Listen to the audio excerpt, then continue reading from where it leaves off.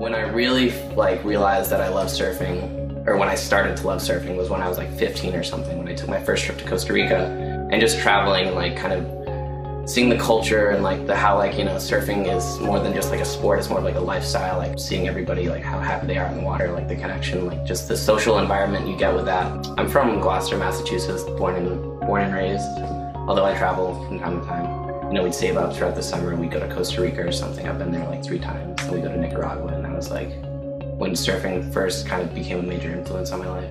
But since then, we save up in the summer and we take winter trips for maybe 6 months to Puerto Rico. You're never satisfied staying, at least for me, you're never satisfied staying in one spot. You always want to keep moving.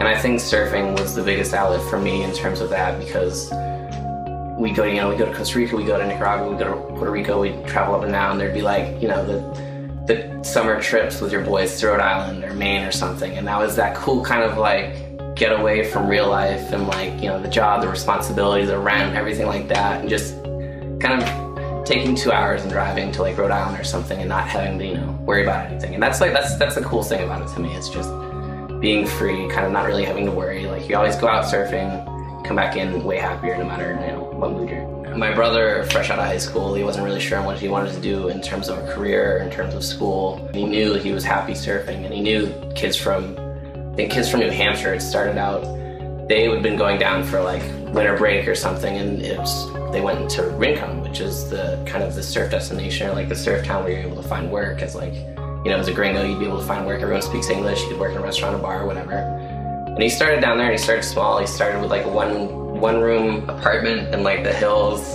and I visited him my high school spring break, and his house was small as hell. There was no connecting rooms. There was cockroaches. There was these big ass spiders. You'd come home from the bar late at night, flip the wall switch on, and there'd be this spider the size of your hand just waiting for you. And he was happy, And then he progressed from there, and I saw how happy he was, and I was kind of in the same boat. I didn't really know what I wanted to do out of high school, and I knew I loved surfing. I knew it was my passion, whatever.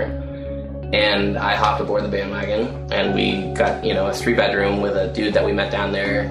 Spent the season down there, worked our asses off. Obviously, we'd all get jobs in restaurants and bars, worked at least 5 days a week. But it was kind of to maintain, being able to surf as much as possible. That was the ultimate goal: being able to surf, being able to live in paradise comfortably. I mean, we were obviously on a budget, but we were happy. That was, the main thing, just maintaining that level of happiness in a place that you love, doing what you love, Throughout the years, our friend Rodrigo Pardo, he was always a good friend of ours, close family friend. He was always big into surfing. That's how we met my brother. That's how I met him.